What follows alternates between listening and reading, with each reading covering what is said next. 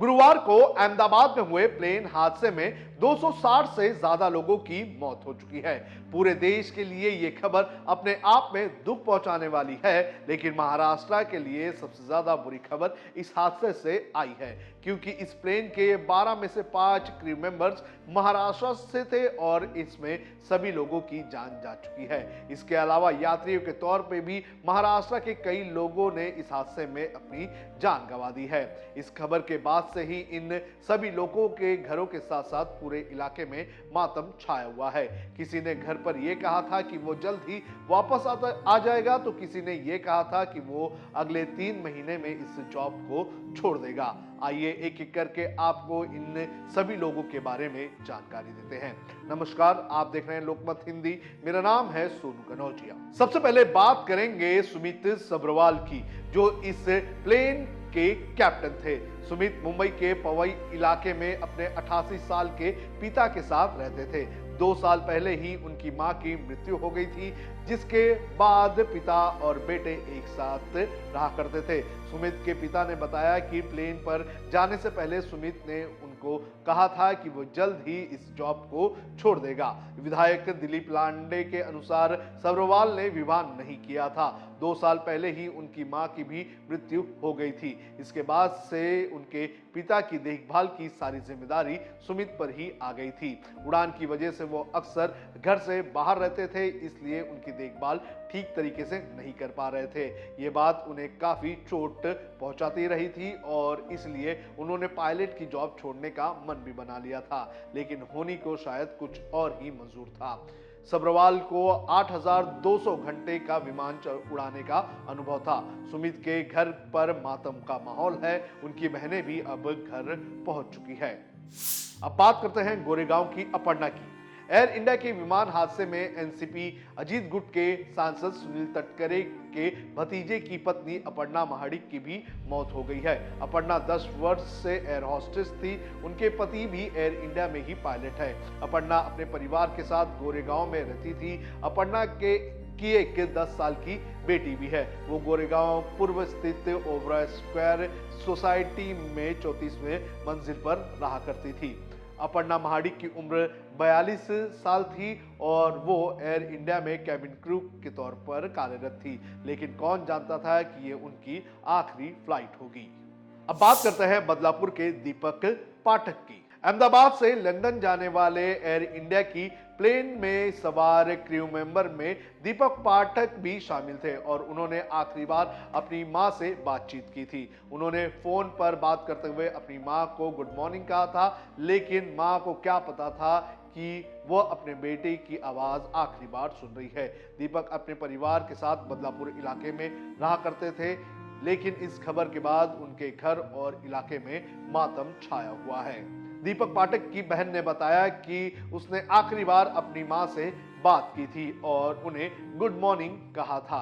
दीपक की बहन ने कहा कि दुर्घटना की खबर आने के बाद से उन्हें उसकी स्थिति के बारे में कुछ भी नहीं पता चला। उन्होंने बताया कि मुंबई के पास ठाणे जिले के बदलापुर का निवासी उसका भाई 11 साल से एयर इंडिया में क्रू मेंबर के सदस्य के रूप में कार्यरत था। हालांकि हम अपनी व्यस्त दिनचर्या के कारण अक्सर बात नहीं कर पाते थे, लेकिन माँ और मेरी बहन की बात अक्सर उनसे हुआ करती थी और वो कहाँ जाता था, कब वापस लौटने वाला है, इसकी जानकारी लगातार दिया करता था। डोंबिवली की रोशनी की मौत। अहमदाबाद प्लेन हादसे में डोंबिवली के माधवी बाग इलाके में रहने वाली रोशनी सोनघरी की भी जान चली गई है। हाल ही में एयर इंडिया ज्वाइन किया था। इसके अलावा रोशनी ट्रैवलर ब्लॉगर भी थी। उनके इंस्टाग्राम अकाउंट पर 56,000 से ज्यादा फॉलोअर्स भी हैं। उनकी मौत की खबर के बाद उनके परिवार, उनके इलाके और सोशल मीडिया अकाउंट्स पर उनके फॉलोअर्स के अंदर एक शोक की लहर पसर गई है। रोशनी के मामा ने कहा कि उसका सपना था एयर होस्टेस बनने का। उसके पिता एक टेक्नीशियन है। वो चाहती थी कि वो कुछ अलग करे, अपने पंख फैलाए और उसने वही किया। शुरुआत में उसने 2 साल स्पाइस जेट में काम किया। इसके बाद उसे एयर इंडिया में नौकरी मिल गई। 2 दिन पहले ही वो गांव आई थी। दादा दादी, चाचा चाची से मिली और कुलदेवता के दर्शन किए, लेकिन जैसे ही वो घर लौटी उसने लंदन की फ्लाइट ले ली और वो वापस अपने काम पर लौट गई।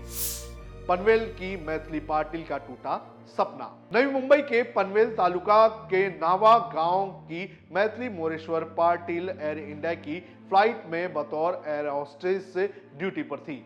बचपन से ही एयर होस्टेस बनने का सपना देखने वाली मैथिली ने कठिनाइयों के बावजूद एविएशन की पढ़ाई की और एयर इंडिया में काम कर रही थी। बुधवार को ही वो ड्यूटी के लिए नावा से निकली थी, लेकिन गुरुवार का दिन उसकी जिंदगी का आखिरी दिन साबित हुआ। उनकी मौत से पनवेल, उरन और नावा गांव में शोक की लहर फैली है। मैथिली के मामा जितेंद्र दामोदर महात्रे, जो गांव के पूर्व सरपंच हैं, उन्होंने अपनी भांजी को लेकर कहा कि मैथिली हमारे परिवार की शान थी। वो अक्सर हमारे घर आती थी। बुधवार दोपहर को खाना खाकर वह अहमदाबाद रवाना हो गई, जहां से उसने लंदन की फ्लाइट ली। यह हादसा हमारे लिए बहुत बड़ा संकट लेकर आया हुआ है। सोलापुर के वरिष्ठ दंपति की मौत। इस हादसे में संगोला तालुका के हतीड़ गांव के महादेव तुकाराम पवार और उनकी पत्नी आशा महादेव पवार की मौत हो चुकी है। ये दंपति गुजरात के नडियाड में कपड़ा मिल में काम करता था और अब सेवानिवृत्त जीवन बिता रहा था। उनका बेटा लंदन में रहता है और वे उससे मिलने जा रहे थे, लेकिन अहमदाबाद से उड़ान भरने के कुछ ही मिनटों में उनका सपना अधूरा रह गया। नागपुर के एक परिवार में छाया मातम। इस हादसे में नागपुर के मनीष कामदार की बेटी यशा, 1.5 साल का नाती और यशा की सास का भी निधन हो चुका है। नागपुर के रहने वाले मनीष कामदार ने बताया कि उनकी बेटी यशा, 1.5 साल का बेटा और उनकी सास लंदन जाने वाले विमान में सवार थे। विमान हादसे के बाद से ही तीनों का कुछ पता नहीं चल सका है। मेरा दामाद अहमदाबाद में उस अस्पताल के बाहर है जहां हादसे के बाद लोग लाए गए हैं।